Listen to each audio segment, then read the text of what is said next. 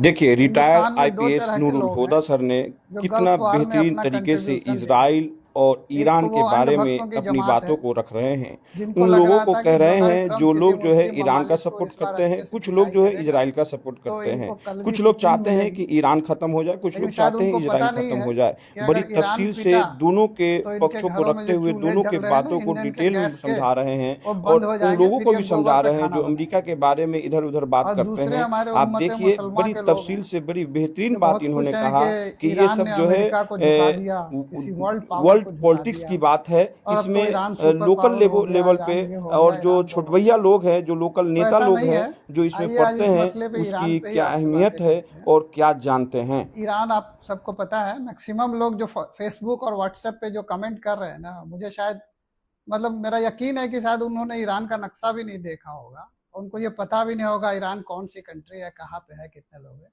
ये जस्ट जज्बाती जिसको कहते हैं ना, आप चाय दुकान, पान दुकान, ठेले, रेडियो, इन सब पे हमारी पूरी कौम तो वहीं बैठी हुई है। तो उन जगहों पे बैठ के आप सिर्फ व्हाट्सएप और फेसबुक पे जो है कमेंट करते रहते हो कि ईरान ये कर देगा, ईरान वो कर देगा। ऐसा नहीं है। आप वर्ल्ड पॉलिटिक्स को और वर्ल्ड पावर को समझिए और थोड़ा मतलब जिसको कहते हैं ना, इस लायक बनिए, कौम को इस लायक बनाइए कि आप उसमें अपना कंट्रीब्यूशन दे सके। पूरी की पूरी जमात, पूरी की पूरी उम्मत सिर्फ और सिर्फ इस इंतज़ार में है कि कोई मिरेकल होगा और कोई मुआज़ज़ा होगा या कोई मदद आएगी और फ़िलिस्तीन आज़ाद हो जाएगा, यरूशलेम फिर से जो है अव्वल खाना किबला हो जाएगा। ऐसा नहीं है। आइए सबसे पहले तो ये जानें कि इस्लाम जो है ना, वो दुनिया का सबसे पुराना रिलीजन है। और जो लोग ये प्रोपेगेंडा या प्रपंच कर रहे हैं कि ये 1400 साल पुराना इस्लाम है और 1400 साल पुराने में इसमें बहुत सारी बातें ऐसी है वैसी है और मोहम्मद साहब का ब्रेन चाइल्ड है, इसका कोई जिसको कहते हैं ना कल्चरल या इसका हिस्टोरिकल बैकग्राउंड नहीं है इस रिलीजन का, तो उनके लिए मैं ये कहना चाहूँगा कि इस्लाम आदम अलैहिस्सलाम से शुरू होती है और हमारे साथ ही ये दुनिया ख़त्म हो जाएगी। इसलिए अगर ये यहूदी या ये ज्यूज़ जो हैं, अगर ये सोचते हैं कि हम किसी ईरान और किसी एक मुस्लिम ममालिक को ख़त्म करके इस्लाम को ख़त्म कर देंगे, तो उनको इस बात की गारंटी कुरान देता है कि तुम क्या मुसलमानों को ख़त्म करोगे। मुसलमान ख़त्म होगा तो ये दुनिया ही ख़त्म हो जाएगी, इसलिए तुम अपनी चिंता करो। और जैसे कि है ना फ़िलिस्तीन, तो इनको जो है ना, जो यहूदी हैं उनको अपना इतिहास मालूम नहीं है। 200 साल तक जो ये क्रिश्चियंस हैं, जो ईसाई हैं, वो होली वार लड़ते रहे और मुसलमानों से 200 साल तक इनकी लड़ाई हुई। और 200 साल बाद इन्होंने कहा कि लड़ाई झगड़ा को तौबा करो, और इन्होंने ईसा मसीह को ले जाके रोम के कलीसियों में बंद कर दिया।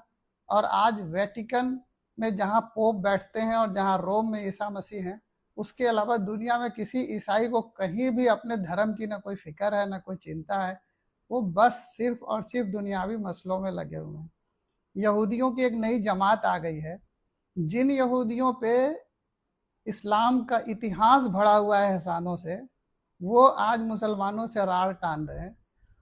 उनको इस ज़मीन पे, इस खित्ते पे पहली बार बैजेंटाइन ने और दूसरी बार रोमन्स ने उनको हजारों हजार साल तक इस ज़मीन से खदेड़ दिया, एक एक यहूदियों का नामो निशान मिटा दिया। वो तो पहली बार हजरत उमर थे जिन्होंने इनको वहाँ बसने की इजाज़त दी, जिन्होंने इनको कबूल किया, इनको ज़मीनें दी, इनको कहा कि आप अपने धर्म मानने को फ्री हो।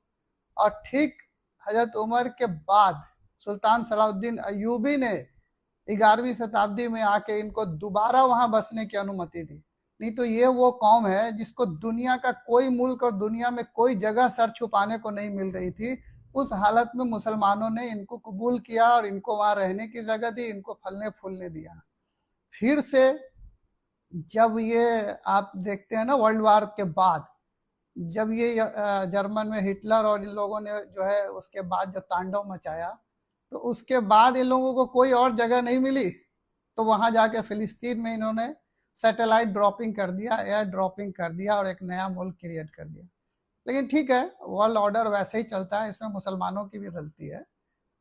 तो मुसलमानों का जो जवाल है, हम सब जो बहुत यूफोरिया में है ना, बहुत खुश हैं कि हमने अमेरिका को ये कर दिया वो कर दिया, मुसलमान शायद इस बात को रियलाइज नहीं करते हैं।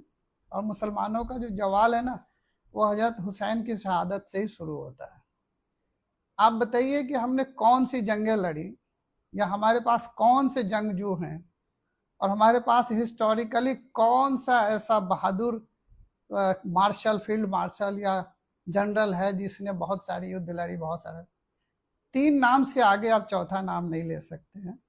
हजरत उमर, सुल्तान सलाउद्दीन अयूबी और महमूद फर्स्ट। उसके अलावा मुसलमानों का बेड़ा गर्क सिर्फ मुसलमानों ने किया है।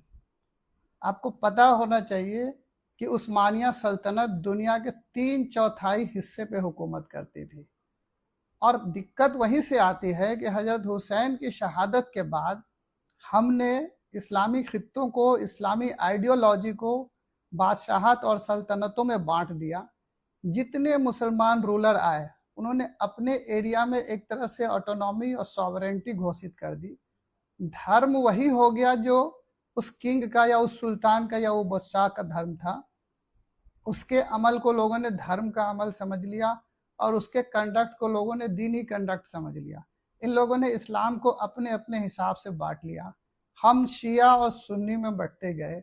आज हम आयतुल्लाह ख़ुमैनी साहब की इतनी तारीफ कर रहे हैं और इतना खुश हो रहे हैं, लेकिन अपने अंदर झांक के देखिए कि हमने इन शियाओं के साथ क्या सलूक किया। मुस्लिम आबादी में और पाकिस्तान जैसे इस्लामिक कंट्री में शियाओं के साथ हमने क्या किया, हमने उनको क्यों अलग माना। और आज जो इस्लाम में इतने फिरके, इतनी जमातें, इतनी मसलक, ये किसने क्रिएट किया।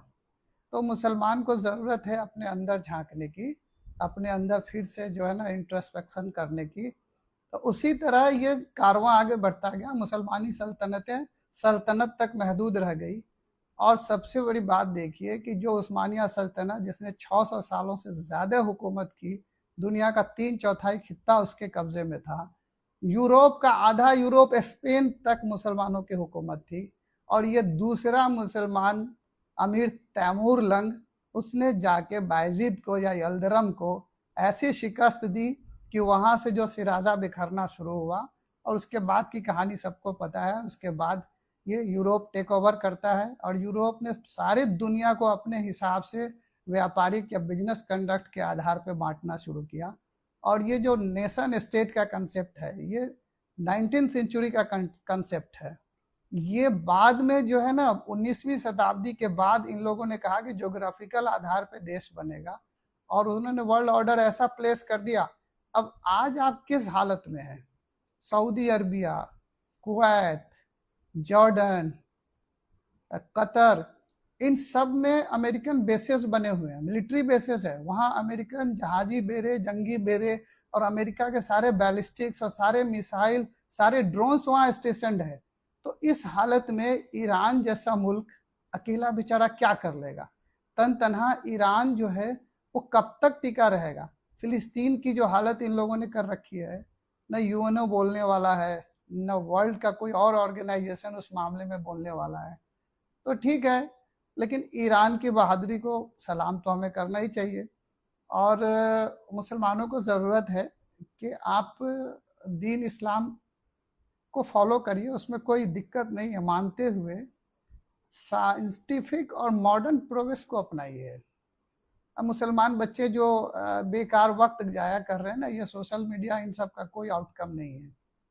जो इन सब चीज़ों में वक्त जाया करते हैं, और जो गांव खेड़ों में जो वक्त गंवा रहे हैं ना, किसी तरह भाई पढ़ो लिखो, और किसी तरह जो है ना, किसी तरह सिस्टम में घुसो। ये सारे एक नया फैशन हो गया ना, हर मोहल्ले में वो पार्षद, अध्यक्ष, जिला परिषद, उसमें 50-50 आदमी लगे हैं, इतने टुकड़े में बटे हुए हैं, इतना लोग आपस में लड़ रहे हैं।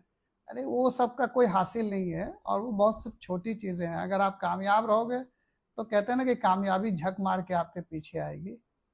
तो उम्मीद है कि आप इस वीडियो से थोड़ा बहुत तो लेसन लेंगे, और इंशाल्लाह फिर मैं अगली बार भी कुछ बोलूँगा किसी और टॉपिक पे, लेकिन अभी इतना ही।